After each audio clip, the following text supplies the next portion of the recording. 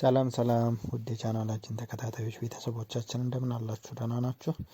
በያላችሁበት ቦታ ሁሉ ሰላማችሁ ይበዛ ይሁን። አካም ፈያን ኬሰን ነጋ ጅርቱ አፋን ኦሮሞ ደሜ ነጋ ጅርቱ አፋን ኦሮሞ ከነ በረቻ ጅርቱ አከም ስኒቲ ቶሌረሞ ሜማል ያደ ቀብዱ እስቲ ጥያቄ ካላችሁ ሐሳብ ካላችሁ ከባለፈው ቪዲዮዎች የተማራችሁትን ያወቃችሁትን የጨመራችሁትን ነገር እውቀታችሁ ላይ የተጨመረላችሁ ነገር ካለ ወይም የማያስፈልግ ነገርም ካለ በሐሳብ ኮሜንት አድርጉ። እስቲ ሐሳብ ስጡ። ጥያቄም ካላችሁ እንዲህ ቢሆን እንዲህ ቢጨመር እንዲህ ቢቀነስ የምትሉ ነገርም ካለ ሐሳብ አስተያየት ስጡ። ችግር የለውም። እንግዲህ ለመማማር ነው የምንችለውን አንዳችን ያለንን ለሌላኛዎቻችን ለማካፈል ነውና ያለንን ነገር እንድንከፋፈል ሼር እንድናደርግ ግን ሐሳብ አስፈላጊ ነውና ሐሳብ ካለ ሐሳባችሁን አጋሩን። ጥያቄም ካለ ጥያቄያችሁን አቅርቡ። እንግዲህ የባለፈው ቪዲዮ ላይ ጀቸ ሰገሌ ዴራ ጀቸ ሰገሌ ገባባ ጀቸ ሰገሌ ላፈፊ ጀቸ ሰገሌ ጀባታ የውካን ጀቸ ሰገሌ ጀባ ጀኔ እላለ ይጅር ባለፈው ቪዲዮችን ላይ አጭር ድምጽ፣ ረጅም ድምጽ፣ የጠበቀ ድምጽና የላላ ድምጽ ወይም በቃላት ውስጥ ስጠብቅ ስላላ ስረዝምና ሲያጥር ብለን ቃላቶችን አይተን ነበር። ዛሬ እንግዲህ ከዛው የቀጠለ በምሳሌ እንድናይ ጋራ የሚለውን ጋላ የሚለውን እነዚህ ሁለቱን ቃላቶች ስናይ ጋራ ራ የሚለው ቶሎ ሲያልቅ ፍለፊት ላይ ራ የምትለው አጭር ነች ማለት ነው። ላ የሚለውም እንደዛው በተመሳሳይ ከኋላ ግን ጋ ብሎ የሚመጣው ረጅም ድምጽ ነው። ትርጉሙም እንደዛው የአንድ ኤ መጨመር ወይ መቀነስ ጋራ የሚለው ላይ ጋ ብለው አንዷ ኤ ከዛ ተነስታ ወደዚህ ብትመጣ ሌላ ትርጉም ትሰጣለችና መቀጥለው ገጽ ላይ እናያለን። እንደዚሁም ጋላ የሚለውም እንደዛው በተመሳሳይ ማለት ነው። እዚህ ጋር ሶስቱን ስናይ ግን ዴራ፣ ላፋ፣ ራፉ ብለን ስንጠራቸው ከሁለቱ መቅጣጫ ረጃጅም ድምጽ ነው የሚወጣን። ቶሎ ካፋችን ላይ አያልቅም ማለት ነው። ዴራ የሚለውን ስናይ ለምሳሌ ከሁለቱም ራ ብሎም ረዝማል።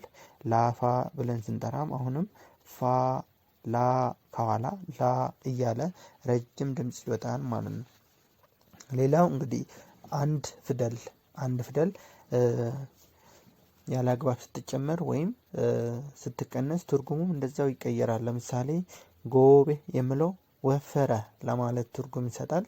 ጎቤ የሚለው ደግሞ ሆያ ሆዬ የመስቀል ጊዜ የሚጨፈር የኦሮምኛ ጭፈራ በጣም የሚያምር የኦሮምኛ ጭፈራ ነውና በመስቀል ወይም በቡሄ እንደዚሁም በእንቁጣጣሽ ወቅት የሚጨፈርና የሚዘፈን ዘፈን ነው።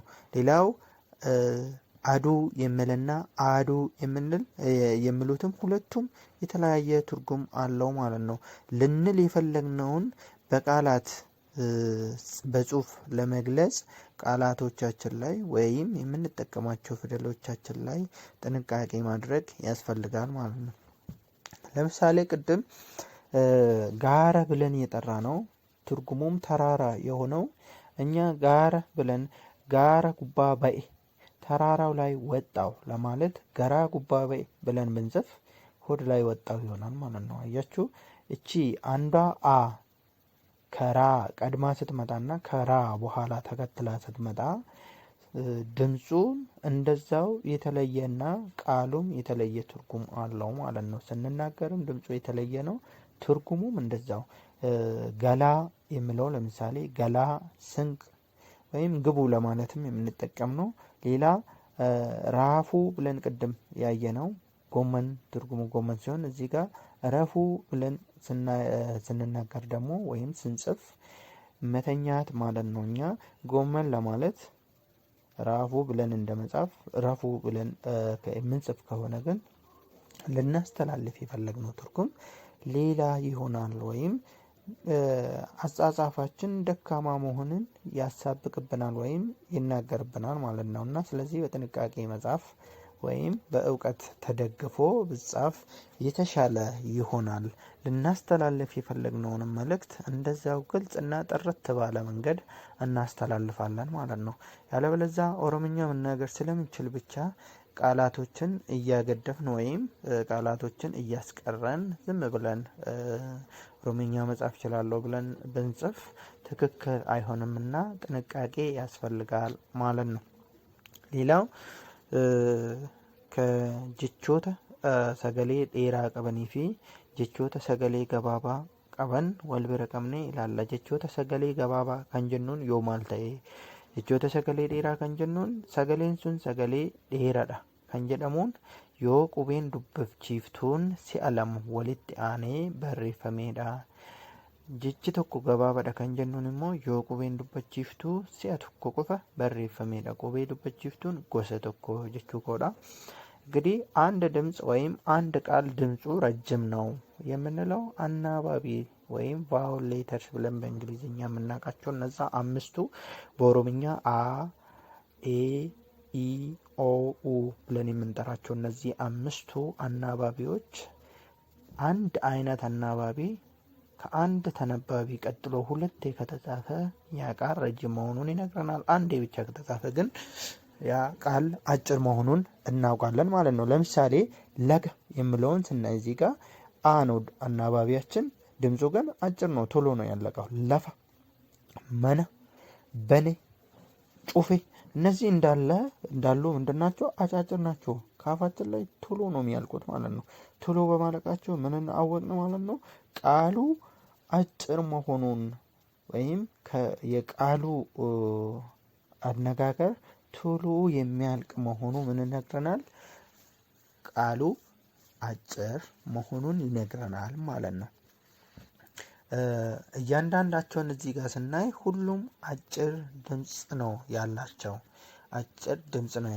እነዚህን አንዱ ላይ ትርጉሙን ለማሳባት ለምሳሌ ለፈ የሚለውን ላፋ ብንል ምንድነው የሚሆነው? አንድ ኤ በመጨመሯ ላ ብለን ስንናገራት ከዛ በኋላ ላፋ ማለት ምን ይሆናል ማለት ነው? ለስላሳዊ ደካማ ይሆናል። ለፋ የሚለው አጭር ድምጽ ነው ያለው ማለት ነው።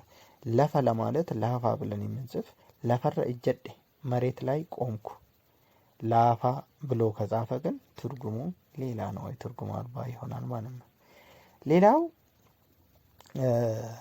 ሰገሌ ጀባተ ፊ ሰገሌ ላፋ እላሌ ቱሬ ጥብቅና ይላላ የቃላት ድምጽ አይተን ነበር።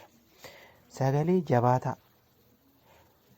አንድ ቃል ጥብቅ ነው ስንናገር የጠበቀ ነው የምንል ምላሳችን ላይ ጥብቅ መሆኑን የምናውቀው ምን ሲሆን ነው? በኦሮምኛ ውስጥ አንድ ቃል ጥብቅ መሆኑን የሚነግረን የተነባቢ ፊደል ሁለት ጊዜ ተከታትሎ መጻፍ ነው። እንግዲህ ይሄ ተነባቢ የምንለው አንድ አይነት ተነባቢ ወይም ኮንሶናንት ሌተር ብለን በእንግሊዝኛ የምናውቃቸው። ለምሳሌ ጨራ የሚለውን ስንወስድ አራ እር ሁለቴ ተጽፏል። ይሄ ምንን ይነግረናል? ቃሉ ጥብቅ መሆኑን ነው፣ የጠበቀ መሆኑን ነው። ምላሳችን ላይ ስንናገረው ጨራ ራ ጥብቅ አድርጎ ይዘናል ማለት ነው። ስለዚህ እነዚህ ሁለቱ እር ምን ይነግሩናል? ቃሉ ጥብቅ መሆኑን። ሁለቱ ኤዎች ደግሞ ምን ይነግሩናል? ረጅም መሆኑን። ድምፁ ረዘም ያለ ጨራ ራ ብሎ ነው የሚያልቀው። ጨር ብሎ ቁርጥ አላለም፣ ራ ብሎ ነው ሌላ ቆቶ የሚለውን በተመሳሳይ ማለት ነው። እዚህ ጋር ሳሙ የሚል ሰሙ የሚልና ሰሙ የሚለውን ሶስቱን እንያቸው። እነዚህ በሙሉ የተለያዩ ናቸው፣ ትርጉማቸውም የተለያየ ነው። ሳሙ ስል ኤም አይጠብቅም፣ ሰሙ ስል ግን ኤም ትጠብቃለች። ሰሙ ስልም እንደዛው ኤም ትላላለች ማለት ነው። ሌላ jechoota sagalee jabaataa fi gabaabaa ta'an, jecha sagalee jabaataa akkasumas gabaabaa kan ta'an ilaallaa jechuudha. Jecha sagalee jabaataa kan jennuun yoo maal ta'e jabaataa ta'a. Jabaataa kan ta'u qubeen dubbifamaan gosa tokko, lama, ወሊት አነኒ የወበሬፈመን አንድ አይነት ኮንሶናንት ወይም ተነባቢ ፊደል ተከታትሎ ከተጻፉ ጥብቅ ይባላል ወይም የጠበቀ ይባላል። ከዛ አጠረ የሚባለው ደግሞ ምን ሲሆን ነው? አናባቢያችን ወይም ቫውል ሌተርስ አንድ ብቻ ሲሆን፣ አድ የሚለውን ስናይ አናባቢያችን ኤ ወይም በአፋን ኦሮሞ አ፣ ነገር ግን አንዳንድ ጊዜ ብቻ በመምጣታቸው ምን አደረጉት? አሳጠሩት ማለት ነው። ዲ ሁለት ጊዜ ተጻፈችና ምን አደረገች? አድ ግንባር የሚባለውን ምን አደረገች? አጠበቀችው ማለት ነው።